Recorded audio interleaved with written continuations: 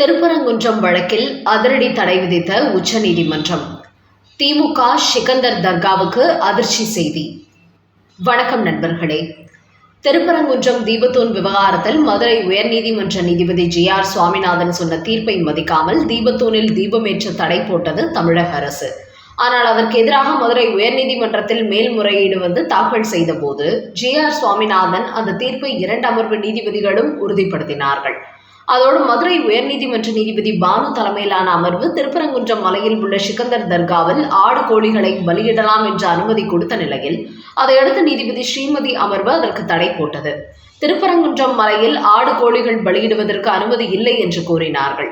இதை எதிர்த்து சிக்கந்தர் தர்கா சார்பில் உச்சநீதிமன்றத்தில் மேல்முறையீடு செய்தார்கள்.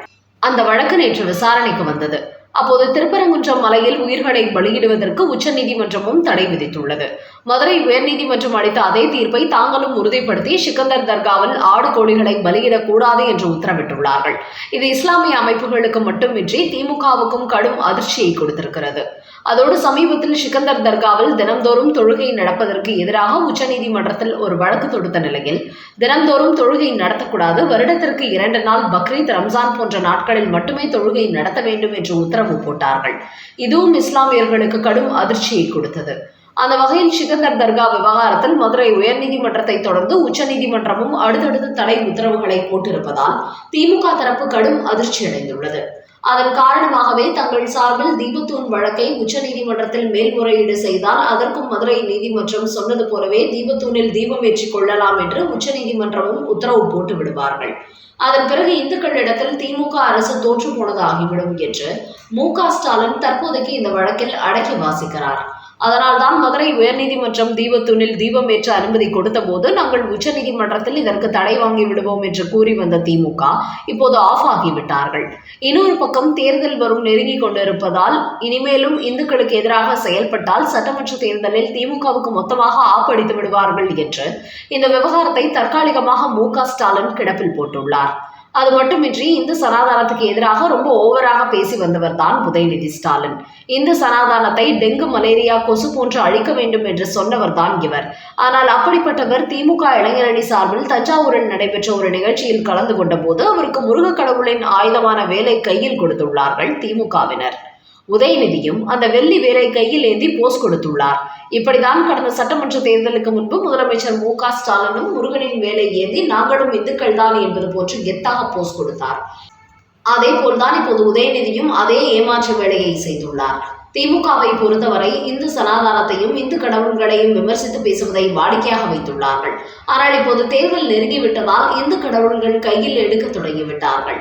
இது குறித்த புகைப்படங்கள் வெளியாவதை அடுத்து இதே முருகனின் வேலை முன்பு மத்திய அமைச்சர் எல். முருகன் வேல் யாத்திரை நடந்த போது அந்த முருகனின் வேலை பார்த்து வன்முறைக்கு வித்திடுவதாக திமுகவினர் குற்றம் சாட்டினார்கள். அப்படிப்பட்டவர்கள் இப்போது தாங்கள் மட்டும் முருகனின் வேலை கையில் ஏந்தலாமா என்றும் உதயநிதி ஸ்டாலினை நோக்கி கடுமையான கேள்விகளை எழுப்பி வருகிறார்கள். அதோடு எனது மனைவி கிறிஸ்தவர், அதனால் நானும் பெருமைக்குரிய கிறிஸ்தவன் என்று சொல்லிக் கொள்ளும் உதயநிதி ஸ்டாலின் முருகனின் வேலை கையில் தொடலாமா என்று பலரும் அவரை விமர்சனம் செய்து வரும் நிலையில் இன்னும் சிலரோ இது குறித்த விமர்சனங்கள் எழுந்தால் அந்த வேலை இல்லை, ஒரு ஈட்டியாகத்தான் நான் கையில் வாங்கினேன் என்று கூட உதயநிதி அந்தர்பல்டி அடிப்பார்.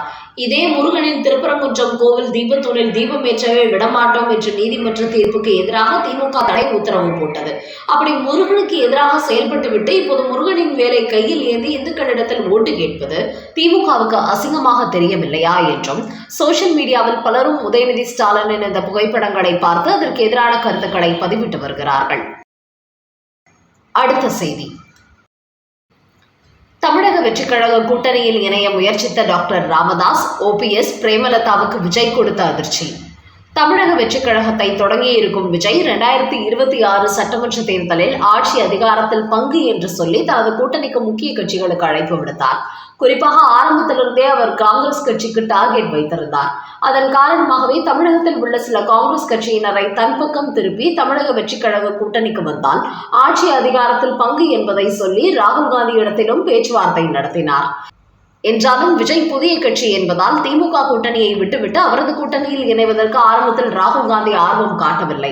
ஆனால் ஒரு கட்டத்தில் விஜய்க்கு இளைஞர்கள் மத்தியில் இருக்கும் வரவேற்பு மட்டுமின்றி அவரது கட்சியில் 1 கோடிக்கும் அதிகமான உறுப்பினர்கள் இணைந்திருப்பதாக செய்திகள் வெளியிடப்பட்டதை அடுத்து பெண்கள் மற்றும் கல்லூரி மாணவ மாணவிகள் ஆதரவு விஜய்க்கு இருக்கிறது என்பதை தெரிந்து கொண்ட காங்கிரஸ் கட்சியினர் திமுக ஆட்சி அதிகாரத்தில் பங்கு தரவில்லை என்றால் விஜய் கூட்டணிக்கு சென்று விடுவோம் என்கிற முடிவுக்கு வந்தார்கள்.